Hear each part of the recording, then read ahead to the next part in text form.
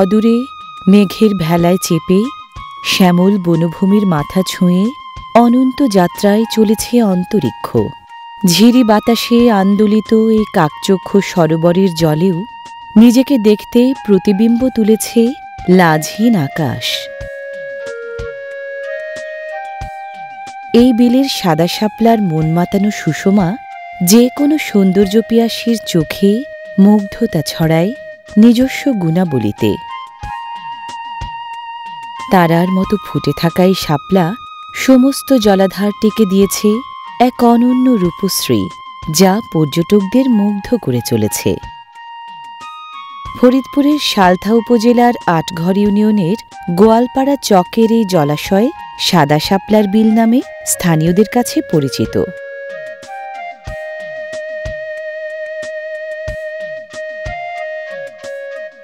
টলটলে জল আর নানামুখী সম্পদে ভরা এই জলাশয় স্থানীয়দের কাছে এক উজ্জ্বল আশীর্বাদ স্বরূপ।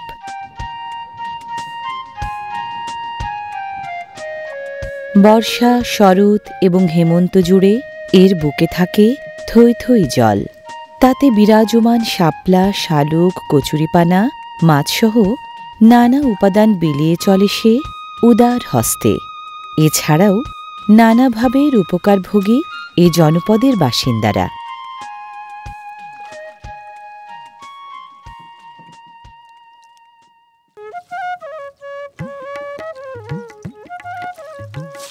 মাছ ধরার বিভিন্ন পদ্ধতির মধ্যে বর্তমানে এই চায়না দুয়ারি জালের ব্যবহার বেশ জনপ্রিয়।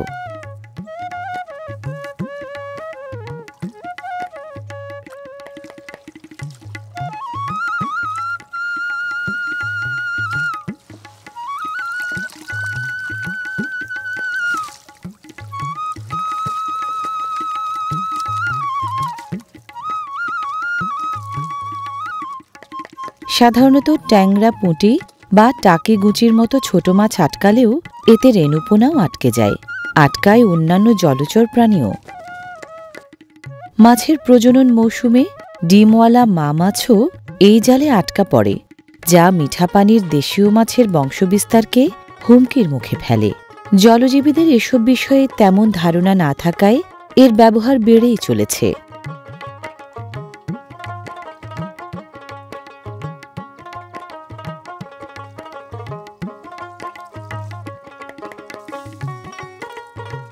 অনন্ত সময়কাল ধরে মাছের সাথে মানুষের বন্ধন, এসব জলাশয় সেই বন্ধন আরও দৃঢ় করে চলেছে প্রতিনিয়ত।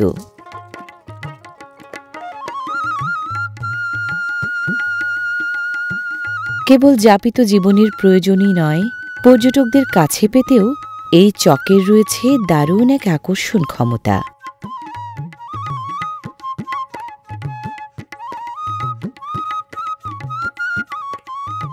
ছবির মতো সুন্দর এই জলজ চরাচরকে ঘিরে মৎস্যজীবীদের দাপটটাই খানিকটা যেন বেশি।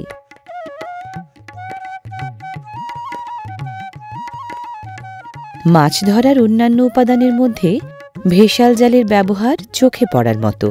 এই জালের মাধ্যমে একজন শিকারী খুব সহজেই মাছ আহরণ করতে পারেন।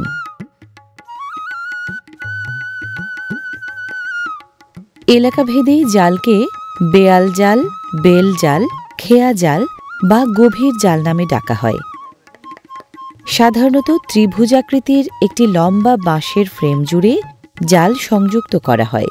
প্রাথমিকভাবে ছোট মাছ ধরতে এই জালের ব্যবহার হয়ে থাকে।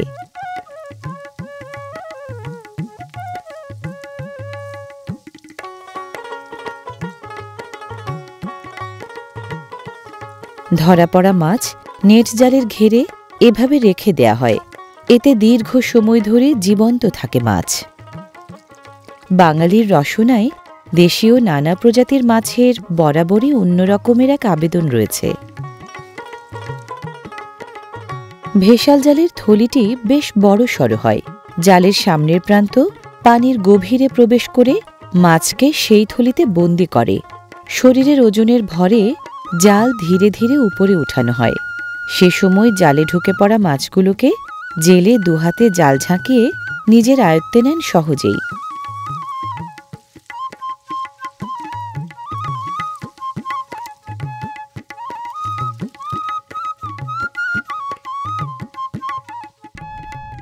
শাপলার মৌসুম প্রায় শেষ, তবুও বিলের বুক জুড়ে তার দাপুটে উপস্থিতির চিহ্ন রয়ে গেছে। আকাশের নীলিমা যেন আঁচল মেলেছে শান্ত এই বিলের জলে, সেথায় সবুজ পাতার আড়ালে উঁকি দিচ্ছে শাপলা কন্যারা।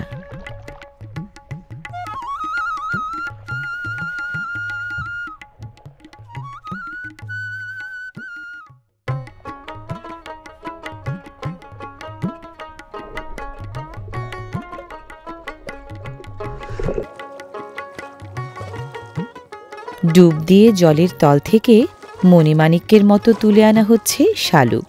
শাপলা গাছের গোড়ায় একাধিক গুটির জন্ম হয়, যা ধীরে ধীরে বড় হয়ে শালুকে পরিণত হয়। সবজি হিসেবে এটি খাওয়া হয়। বেশ সুস্বাদু এবং পুষ্টিকর এই শালুক।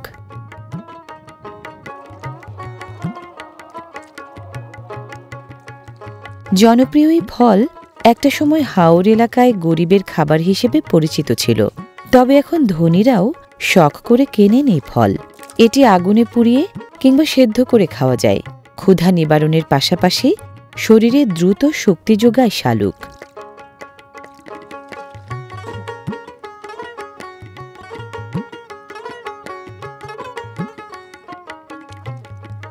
শালুকে প্রচুর পরিমাণে আয়রন, ভিটামিন এবং ক্যালসিয়াম আছে ঔষধি গুণও। কেবল যে নিজেরা খাওয়ার জন্যই শালুক সংগ্রহ করা হয় তা নয়, দিনভর অনেকেই এই জলাশয়ে শালুক সংগ্রহ করেন বিক্রির উদ্দেশ্যে। স্থানীয় বাজারে বেশ ভালো দামেই বিক্রি হয় শালুক।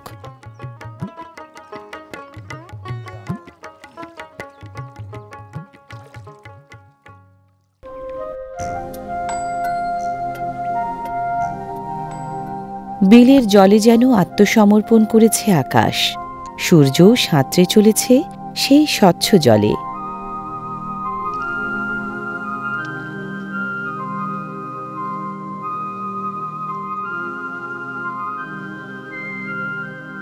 এই বিল অন্যদের পাশাপাশি নৌচালকদেরও কর্মসংস্থান করেছে বেশ যত্ন সহকারে।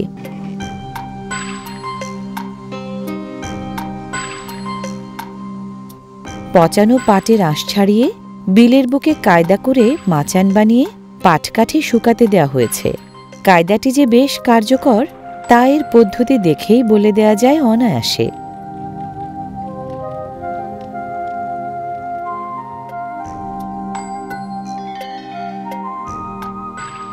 কি নির্মল এই চরাচর, কি হৃদয়গ্রাহী।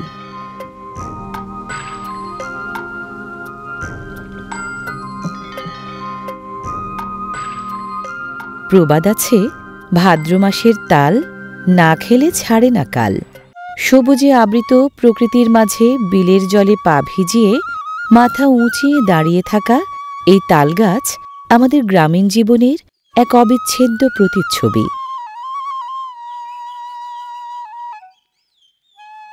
এর বাকলে পুরো কার্বনের স্তর থাকে, যে কারণে তালগাছ বজ্রপাত নিরোধে সহায়তা করে। নিজেকে বিলিয়ে দেওয়ার মাধ্যমেই যে প্রকৃত সুখ, তা প্রকৃতিকে দেখেই উপলব্ধ হয়।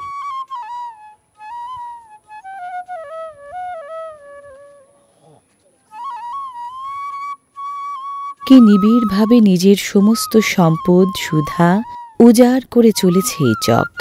যার যেমনটা প্রয়োজন ঠিক তেমনভাবেই যেন নিজেকে বিলিয়ে দিতে প্রস্তুত রেখেছে সে। দিন দিন যেমন মানুষ বাড়ছে, তেমনি পাল্লা দিয়ে কমছে জলাশয়ের সংখ্যা। তার চেয়েও ভয়াবহ গতিতে কমে আসছে দেশি মাছের মতো প্রাকৃতিক সম্পদ।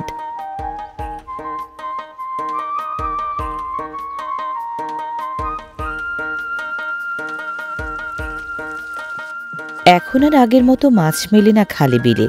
এই বাক্যে যেন মিশে রয়েছে আপনজন হারানোর মতো বিরাট এক হাহাকার।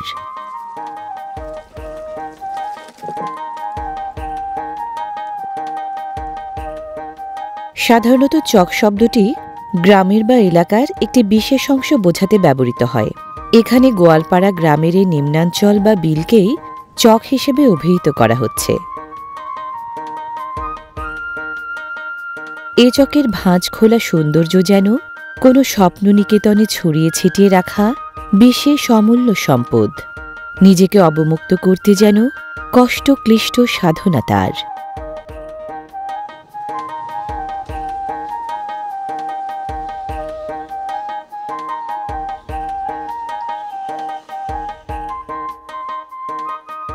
দিগন্ত বিস্তৃত জলাভূমির ভেতর দিয়ে এই যে সবুজে ছাওয়া লম্বা রেখা দেখা যায়, সেটি গোয়ালপাড়া গ্রাম। সবুজের ভিড়ে গ্রামখানি যেন সতেজ কোনো চিত্রপট।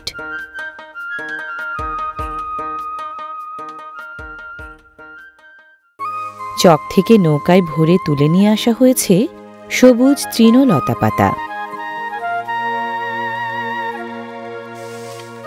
বিভিন্ন প্রজাতির এসব ঘাসলতা গবাদি পশুর পছন্দের তালিকায় যে শীর্ষে রয়েছে তা তাদের আগ্রহ দেখলেই বোঝা যায়।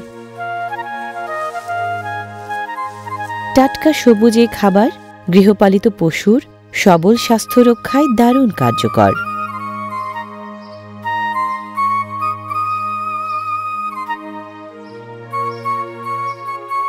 গরুর পাশাপাশি ছাগল পালনেও বেশ আগ্রহী গ্রামবাসী।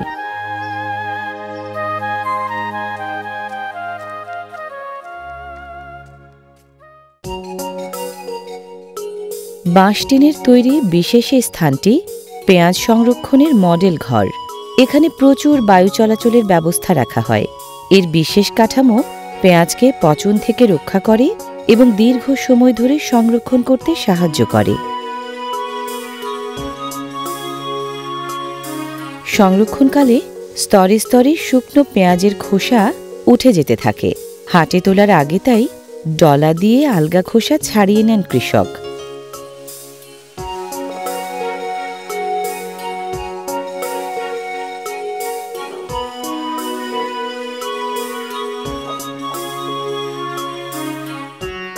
ঝেড়ে ঝুড়ে পরিষ্কার তকতকে করে তবেই হাটে তোলা হয় ঝকঝকে পেঁয়াজ। এতে দেখতে যেমন সুন্দর দেখায়, তেমনি দামও একটু ভালো পাওয়া যায়।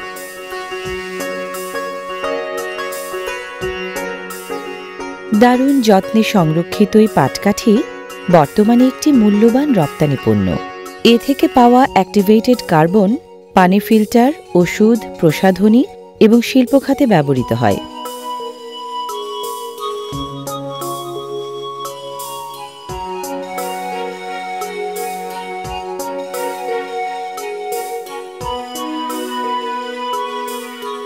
বাড়ির সামনেই থৈথুবানি জল ভরা বিল। বিলের এই জলে বেলা অবেলায় চলে পোষ্য হাঁসের জলকেলি, তেমনি চলে জল সংশ্লিষ্ট নিত্য কর্ম সম্পাদনের সকল আয়োজন।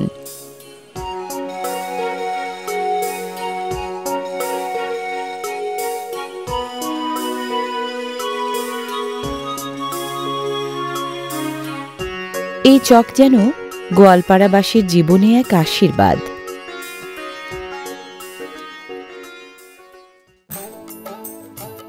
পুরনো পোশাককে সেলাই ফোঁড়াইয়ের মাধ্যমে কাঁথা হিসেবে পুনর্ব্যবহার করার এক আশ্চর্য শিল্পকলার চর্চা চোখে পড়ে গ্রাম বাংলার নারীদের মাঝে।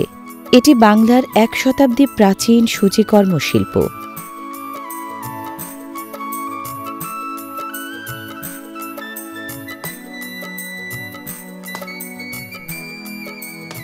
জ্বালানি তৈরির জন্য কুড়াল দিয়ে কাঠ কাটার এই প্রক্রিয়া কিন্তু সহজ নয়।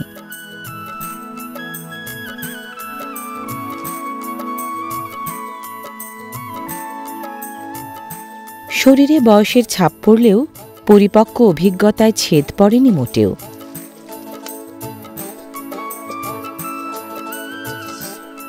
ধোঁয়ার কুণ্ডলিতে ধীরে ধীরে আঁকা হচ্ছে যেন স্মৃতির আলপনা। মনের মাধুরী মিশিয়ে তৈরি হচ্ছে অমৃত স্বাদযুক্ত খাবার, যার ঘ্রাণে ঘুরে ফেরে হারানো দিনের গল্প।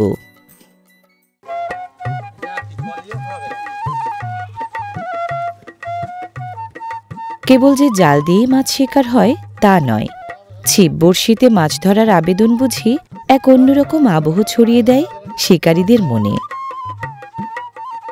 নানা ধরনের টোপ ব্যবহার করে বিলের পাড় ঘেঁষে কচুরিপানার ফাঁক গলে চলে মাছ ধরার আয়োজন।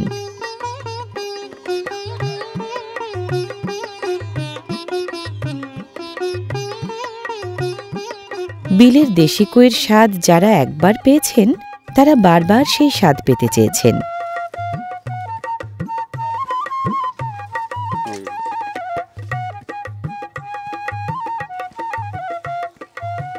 মাছ ধরা অনেকের কাছেই নেশার মতো।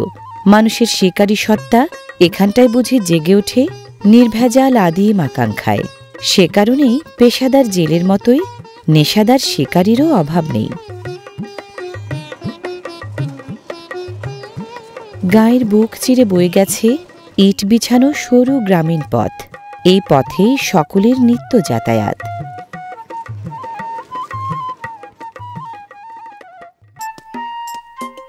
ফসল বোনার আগে জমি প্রস্তুত করে নেওয়া জরুরি, সেই কাজই চলছে এখানটায়।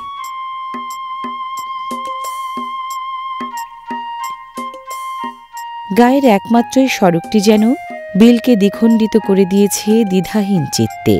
তারই দুপার জুড়ে খানিকটা উঁচু জমিতে ধানের ক্ষেত আর তালবিথির গলাগলি মিতালি।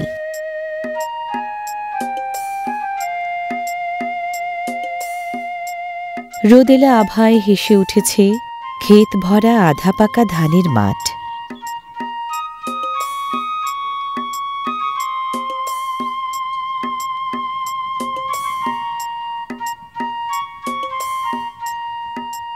কার্তিকের শেষে অথবা অগ্রহায়ণের শুরুতে এসব ধান কাটা শুরু হলে একসময় নবান্ন উৎসব হতো বাংলার ঘরে ঘরে। এখন আর সেই উৎসব তেমনটা চোখে পড়ে না।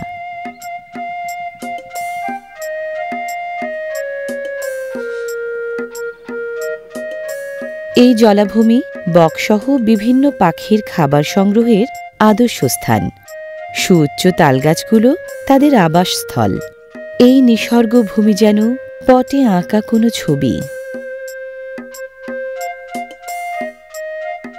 প্রকৃতি যেন গোয়ালপাড়া গ্রামটিকে ঘিরে মেলে ধরেছে তার সবুজ আঁচলের প্রান্ত, আর তাকে যেন অলঙ্কৃত করতে মুক্তময় দুতি ছড়িয়েছে বিলটি। কেবল সৌন্দর্যই নয়, এই বিলের পরতে পরতে লেখা রয়েছে ঘাম ঝরানো পরিশ্রমী মানুষের সংগ্রামের কথা। লেখা আছে সুখ দুঃখের অমিয় আখ্যান।